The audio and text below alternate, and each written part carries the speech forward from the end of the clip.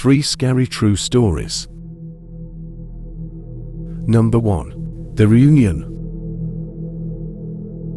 When I was 38, I traveled back home to go to my high school reunion. I flew into the airport and rented a car. The drive was about 35 miles through a very rural and almost abandoned part of the state. About 5 miles outside of town, I see a person standing on the side of the road flagging me down. It turned out that it was one of the guys I went to school with. His name was Tim, and I hadn't seen or talked to him in 20 years. He gets in the car and we start talking. He still looked about the same, oddly young looking for someone my age. We get to town and I asked him if he wants to come to the Dive, our favorite bar, and have a drink. He says, "No, I don't drink anymore, just take me home." Tim's parents lived a few blocks from my aunt's house, so I turned the car in that direction, but he asked me to take him to the outskirts of town. There was an old mobile home park out there, and I figured that is where he lived now. When we reached the end of the road, he said, "Just drop me here. It was great to see you again." And he walked off into the night. I go to the Dive to meet some of my old friends, and we start to talk. As we are talking about the reunion, I mentioned that I had just picked up Tim about 5 miles outside of town and had dropped him off at his home. Everyone gets quiet. Even the guy singing karaoke stopped mid-song and lays down the microphone. My cousin's face goes white as a new t-shirt. "Nelson, Tim died on that curve nearly 9 years ago. Rolled his car over after he had a few drinks. We were all at his funeral."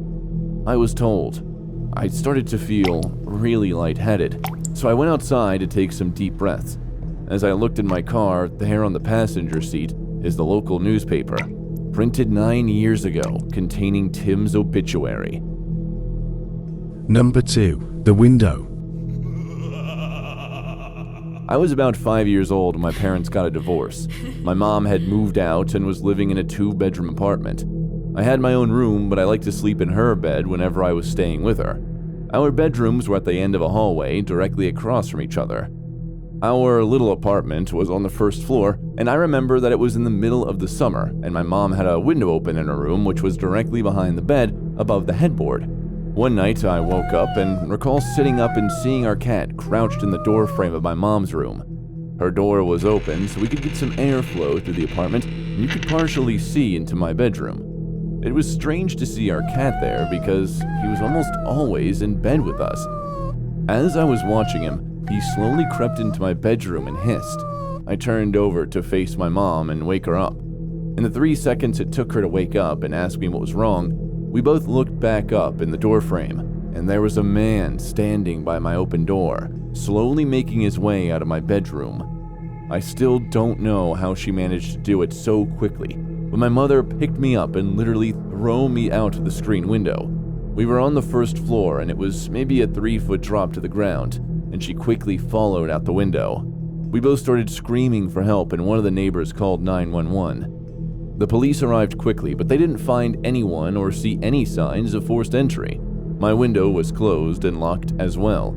Only our front door was unlocked from the inside, which led them to believe the man must have left that way. The strange thing was that my mom swore up and down that she had locked the door that night with the deadbolt and chain lock. About a week later, my mom was cleaning the kitchen and opened up our water heater storage closet and found a notebook with a few names and drawings, as well as a pair of gloves and some gum wrappers. She called the police again, but all they could do was speculate that the man had been hiding in our house and waited until we were asleep. Number 3. Footsteps. Many years ago, my aunt was home alone when she heard someone open the door and walked into the hallway. Since her husband, my uncle, was out of town and not supposed to get home for a few more hours, she went downstairs to see if someone was there. She did not see anyone, but outside the door she saw a footstep in the snow leading to the door, but not any leading away from it. On a second glance, she saw a pair of my uncle's shoes in the hallway, still with snow on them. She thought my uncle arrived home early and was hiding and trying to surprise her. She looked around the whole house and called out his name for 20 minutes. Eventually, she got concerned and ran to the phone and called the police. When they came home and searched the house, they couldn't find anyone, just the tracks up to the front door and the shoes in the hallway. An hour after the police left, a sheriff's car arrived and the deputy informed my aunt that her husband had been killed a few hours earlier on the highway. His car had broken down and he was walking in the snow on the side of the road where he was struck by a car and killed.